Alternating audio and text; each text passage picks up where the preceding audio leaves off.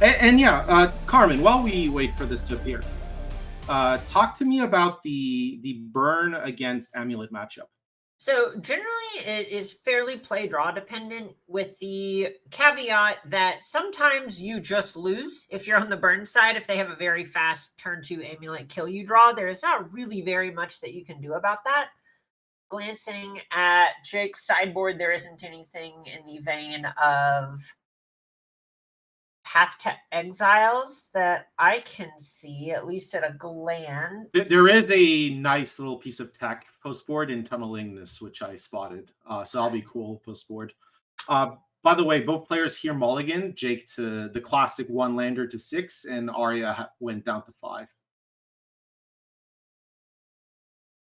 And that's something you end up doing a lot in Amulet Titan, is just mulliganing to one of your good hands, especially in matchups where racing is all that matters. So we see this early Amulet come down with a bounce land, and now Dryad of the Elysian Grove in hand to really make sure that Arya can get this Primeval Titan out ahead of schedule.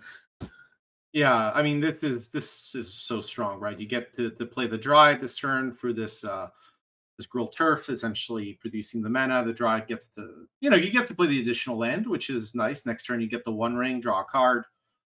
Protection for a turn against burns, sometimes nice too.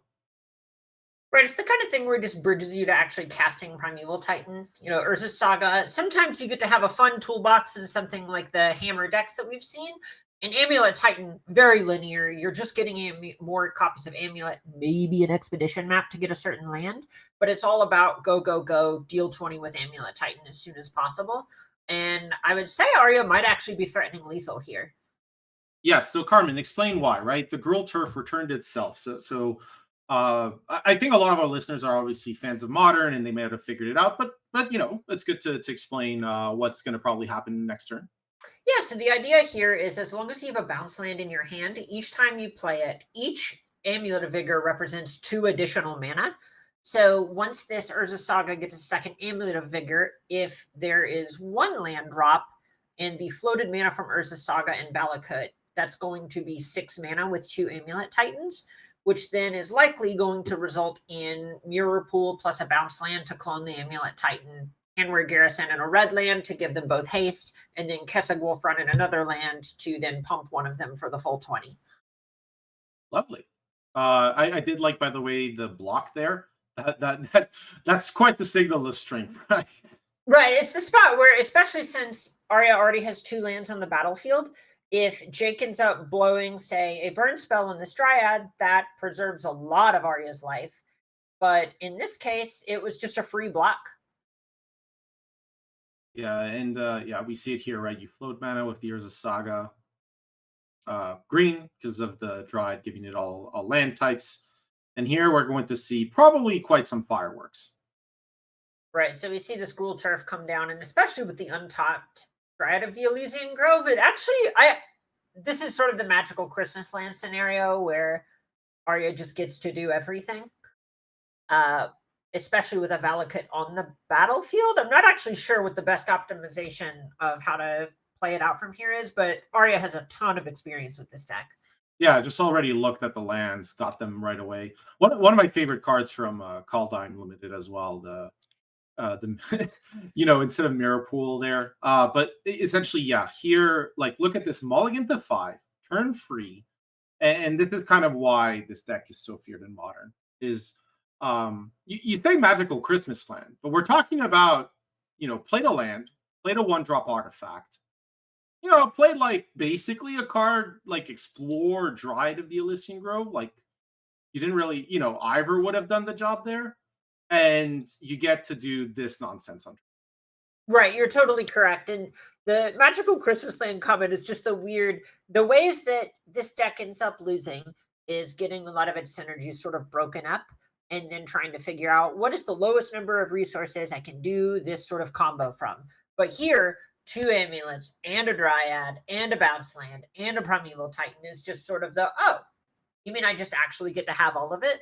And this is the risk that comes from playing something that is as linear as as Burn, which is just trying to be the aggressor in most matchups. Yeah, and that Adelon of the Great Revel looks sad here. Yeah, and you can see writing on the wall, Jake says, let's pack them up next game. I've seen enough. Yep. Yeah, I mean, we could have searched lands. I mean, I'm just did enough. So here, wow, that is a hefty sideboarding project from Jake. So the only thing not coming in are the Searing Blazes and the Ensnaring Bridges, and everything else got rolled in. Yeah, and a lot of this is Rolling Vortex is the kind of thing that can really punish something like Summoner's Pact, being the way that Arya might end up having to search for a copy of Primeval Titan. I'm double checking Arya's sideboard right now to see if there's a Radiant Fountain. I don't believe that there is. Yeah, Radiant Fountain Right. often played in these lists, but you know, just because sometimes you know in those short resource games, having Radiant Fountain, Bounce Land, etc., can get you time. I do guess the prowess decks have evolved before. Prowess was, you know, all these decks that were like trying to race with damage were racing with damage, you know, to the life point. Whereas now, like when you look at something like Slick Shot Show Off, we're talking about so much damage that often they can just power just I'm a little bit surprised to see Skullcrack hitting the showers here. That's a card that's frequently pretty good against the One Ring. Well, good is strong, but it has text against the One Ring in that it says damage can't be prevented. right. It makes the creatures relevant. Right, exactly. So you can actually attack through things. But there are certain things where Arboreal Grazer is actually just a very real creature against you. So there's this sort of game of, do I leave in Searing Blaze to try and check Arboreal Grazer? Do I need to have these skull cracks to play through the One Ring? It's really tough. The problem with Skullcrack, I guess, because I'm reading it too, is that you kind of need to deal damage to yourself, right? So that is Sure. a little awkward. But let's, you know, talking about this matchup. I mean, I would say that Amulet is generally favored against Burn for the reasons we've kind of seen in that game. You know, like lack of interaction, the clock's not fast enough. What's the path to victory here for Jake? Is it feasible, or does it kind of need more of a miracle for two games to reverse? I would say a lot of times it is just very hard for Burn to actually win. You generally have the same ish clock if nobody is interacting with you, except Primeval Titans have nut draws that can kill you as early as turn 2, which is really tough. But a pair of Tunnel Ignis in Jake's opening hand, that if there ever were something that would get us there, that has got to at least kind of do it. Yeah, we're gonna really see how much these tunnel ignises can do here. So an early copy of Arboreal Grazer putting in a bounce land is the kind of thing that means the first Ignis isn't even really going to be attacking very effectively. Just what he wanted to see on turn two, the goblin guy. Ooh, So, that's yeah, I like Jake deploying here. You know, pays 2 mana, deploys the Ignis. Right, mana efficiency, Carmen. yeah. So much of it here is just trying to make sure that you actually get to cast all of your spells. So much of Burn, you are just trying to play as many of your 2 drops out as you can in order to make that happen. So I got a question for you. Can you play Primeval Titan against the triple Ignis?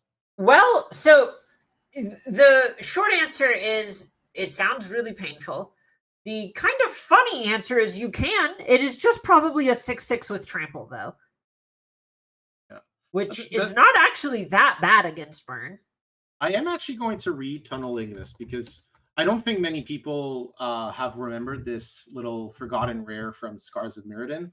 Tunnel Ignis, 1 red, 2/1. Whenever a land enters the battlefield under an opponent's control, if that player had another land enter the battlefield under their control this turn, Tunnel Ignis deals free damage to that player. Carmen, does that interact with the One Ring in a way that I think that interacts favorably for Arya with the One Ring if we ever get to, say, I don't know, 10 mana? I believe that that is true. But all of these cards are so strange that I would probably just trust the tape. Yeah, that's fair. We should see what you know? happens. But if you're in Arya's position, you know, would you just go like, okay, I'm gonna play the 6/6 out and then play the One Ring and attack? Like like would you trust that that's the path forward? I mean, I think that's a spot where we might even see. Okay, so we're seeing another copy of the One Ring get deployed, which is going to be another turn of protection. And these Dryad of the Elysian Groves plus Valakuts are pretty real. Yeah, I mean that's how we. Yeah, so next turn,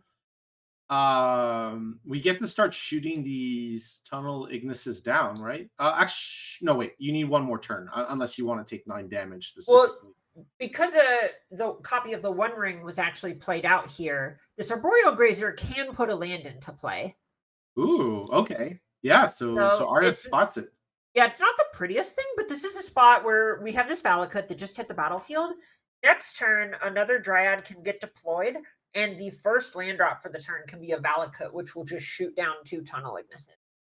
Yeah, and it seems like Arya's gonna. Honestly, it seems like Arya's gonna be able to take this one down without too much difficulty. The One Ring, giving protection from damage. So yeah, you get to see that. We're probably going to see this Dryad of the Elysian Grove. A Vala could come down. Bam, bam. Obviously, we draw some cards first. Who doesn't like drawing? Yeah, why not? Personally, if I could choose between drawing cards and not, I would love to draw 1 or more cards. Yeah. Reminds me of some long games of Limited where you try to not draw cards, but that's a different. Yeah. All of a sudden, there's 8 cards left in deck, and you have the moment of, oh god, maybe I should not. Maybe I shouldn't. Yeah. Which is a sad moment. I do. All right, Dryad hits the stack, hits the battlefield. Dryad number 2. So this way, even if Jake had a copy of, say, Path to Exile, it would not be able to turn off the Valakuts with the triggers on the stack. Yep. Heads up play from Arya. Honestly, Arya's been playing this match really smoothly. Arya's a killer, right? This is someone you kind of alluded to it in the pregame show, where it's like the biggest reason she doesn't have, great Pro Tour top finishes or whatever is a symptom of time and not ability. Yes. I watched Arya's streams in the past and was very impressed. Back before obviously she joined Play Design. Okay, but here's indestructible mode on Boros Charm. This is something to save the Tunnel Ignises from these Valakut triggers, which we know might just be delaying the inevitable, but it does mean that the game continues, which is all you can ask for if you're in Jake's seat. Oh, wait, did we play an extra land here? Well, I mean, it's a lot of damage, right? Like, Jake is at 11 and took all this damage, right? The 2 lands were Sunbait Canyons. The third. This is actually really tough. All of a sudden, I'm starting to question if this means that. Oh, this means that Jake can't actually tap Sunbait Canyons for mana anymore. Or the second Sunbait Canyon for mana. Could only do it for 1. So, like, if specifically had like 2 1-mana burn spells in hand, could exactly like draw Mountain to. Yes, no, or Inspiring Fan. But no, as a result, you're right. I mean, this is. Oh no! Another Sunbait Canyon off the top. I mean, to be fair, Jake has dealt the vast majority of the damage. Oh, that's so tough. And 3 attacks with tunneling. This is the sort of last ditch. All right, if a meteor strikes and they declare no blocks, then she'll die. Yeah, I mean, kind of I think giving up here, unfortunately, because I can play a land, can Lava Spike down to 3, and oh my god, the One Ring can put down to 1. This is so unbelievable too. Right, exactly. It's if these were not Sunbait Canyons. Wow. What a tight game. Like, we're joking about it, but like it's so sick that that's how it played out. So that's Arya Karamchandani advancing to the finals of the first season of MTGO Masters on Amulet Titan over Jake Beardsley.